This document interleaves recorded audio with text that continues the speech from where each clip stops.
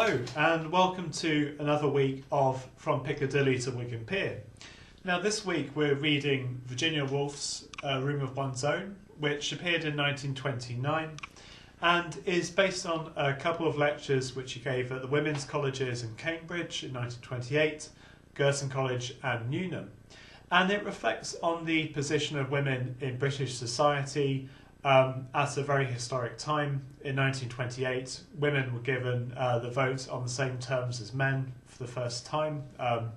Women had been able to vote if they were over the age of 30 since 1918, but it wasn't until 10 years later that they were given the vote at 21 on the same terms as men. And in this book, Woolf thinks about why women have produced so few major pieces of art. Obviously, she's talking to quite an elite audience at the women's colleges in Cambridge at this time.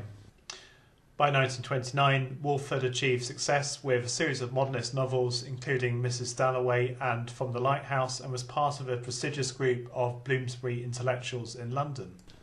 So Woolf had achieved great public success and acclaim, but in these lectures she's interested in thinking about why so few other women were achieving great success in British society at this time.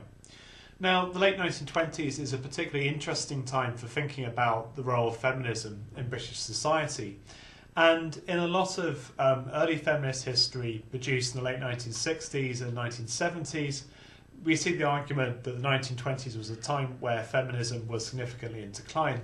And this classic view is present in Sheila Rowbotham's Hidden from History, first major women's history of Britain, which gives hardly any attention to the 1920s.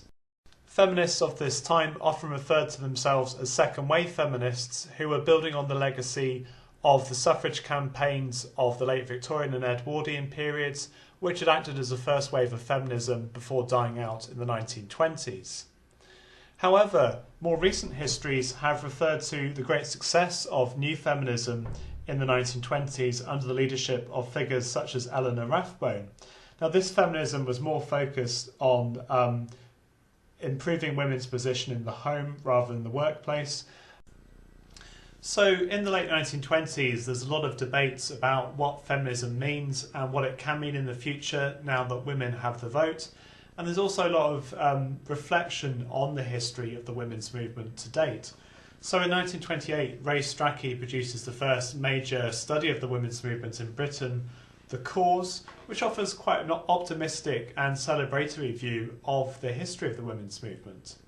However, Virginia Woolf offers a far less optimistic view of women's progress in the arts and professions, and she's particularly focused on the obstacles that women face in producing major works of art.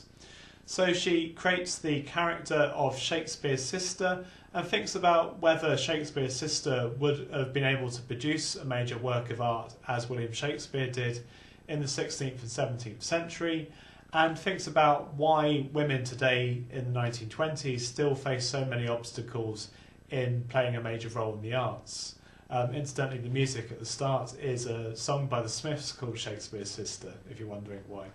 So I hope you'll find this an interesting and enjoyable week's worth of reading, and it offers us another opportunity to think particularly of the role of women in British life at this time, something which we don't look at quite so much detail in the other weeks.